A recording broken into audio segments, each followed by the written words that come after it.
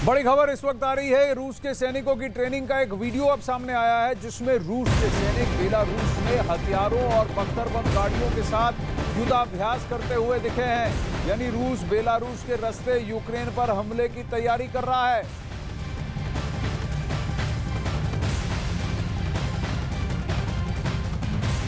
कहीं ऐसा तो नहीं कि यूक्रेनी सेना जितना खेरसान की तरफ बढ़ रही है, वहीं बेलारूस से कीव को घेरने की साजिश रच रहे हैं व्लादिमीर पुतिन। सोचने वाली बात है। वहीं ईरान को व्लादिमीर पुतिन भले ही बचाए या ना बचाएं, लेकिन उनके सामने इस वक्त का सबसे बड़ा चैलेंज क्राइमिया बचाना है, क्योंकि खेरसान के बाद पुतिन की फौज बहुत ही कंफ्यूज हो चुकी है। ऐसा बताया जा रहा है क्राइमिया पर क्या पकड़ बनाए रख पाएंगे, क्योंकि क्राइमिया और डॉनबास पुतिन के मंसूबों के लिए बहुत अहम है।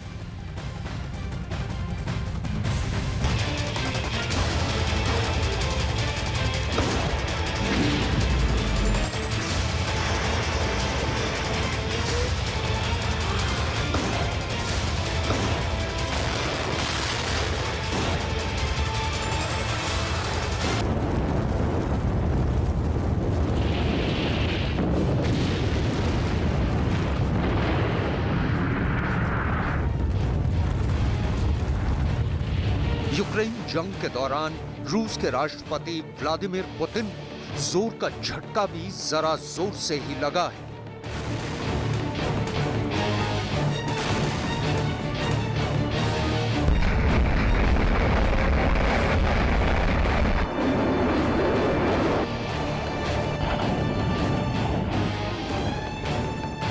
रूस यूक्रेन के खेरसॉन में जंग हार चुका है। पूरी दुनिया यूक्रेन के खेरसॉन फतह को जंग का एक टर्निंग पॉइंट मान रही। जाहिर सी बात है कि खेरसॉन हारने के बाद रूस के राष्ट्रपति पुतिन गुस्से में है। यूक्रेन जंग के 9 महीनों के दौरान रूस यूक्रेन की फौज के खिलाफ परमाणु हथियारों को छोड़कर अपने हर खतरनाक हथियार को आजमा कर देख चुका है। बावजूद इसके रूस को अभी तक यूक्रेन में वो कामयाबी नहीं मिल पाई है जिसकी उम्मीद उसे थी।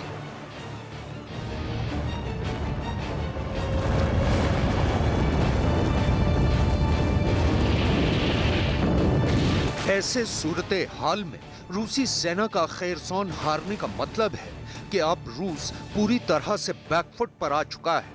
लिहाजा अब राष्ट्रपति पुतिन ने खेरसॉन की हार का बदला लेने के लिए यूक्रेन जंग के दौरान अपने तरकश के आखिरी हथियार को आजमाने का फरमान सुना दिया है। इससे पहले हम आपको ये बताएं कि राष्ट्रपति पुतिन अपने किस हथियार से यूक्रेन पर आखिरी वार करने की तैयारी में है। उससे पहले आपको यहाँ ये बताना जरूरी है कि रूस को खेरसॉन में मिली हार को आखिर क्यों इस जंग का टर्निंग पॉइंट माना जा रहा है।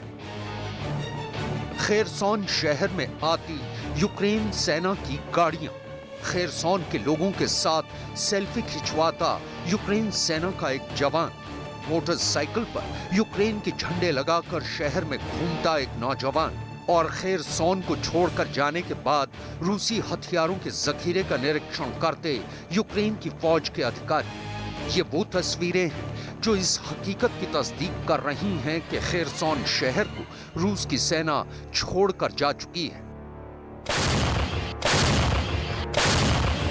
दरअसल खेरसॉन के ज्यादातर इलाके पर रूस ने यूक्रेन जंग के शुरुआती दौर में ही कब्जा कर लिया था।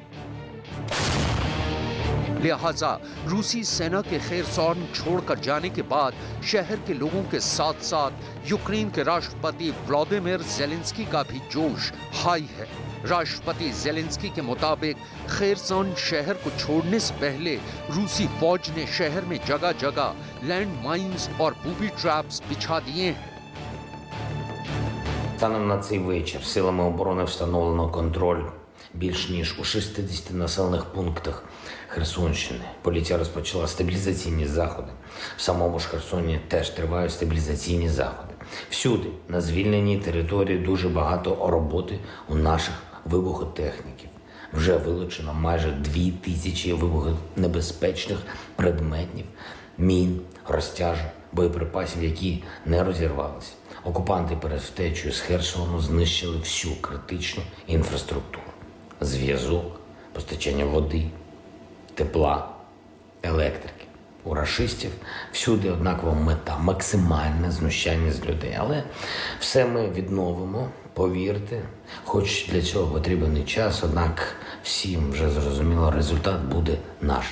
यूक्रेन के राष्ट्रपति जेलेंस्की ने खेरसॉन फतह के लिए यूक्रेन की फौज के हर एक जवान और अधिकारी का शुक्रिया अदा करते हुए कहा कि अब वो बहुत जल्द ही रूस के कब्जे से यूक्रेन के हर इलाके को आजाद करवाएंगे। Дякую вам, воїни, за вашу стійкість, за вашу хоробрість.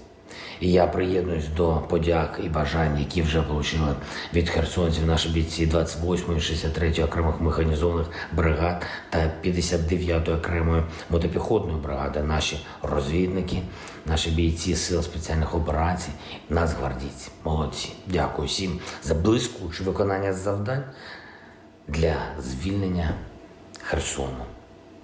Буде так в Генічеську і в Мелітополі. Прийдемо і до всіх наших міст і сіл Донбасу.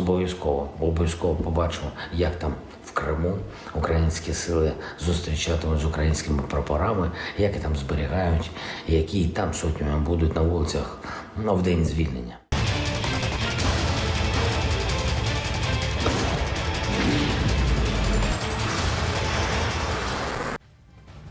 अब वहीं यूक्रेन ने दावा किया है कि रूस ने एक बार फिर खार्किव पर मिसाइल दागी है, जिसमें 3 तेज धमाके हुए हैं। 3 धमाकों की आवाज सुनाई देने के बाद यूक्रेन ने अलर्ट जारी किया है कि फिर से शायद रूस की हरकत खार्किव पर हो सकती है।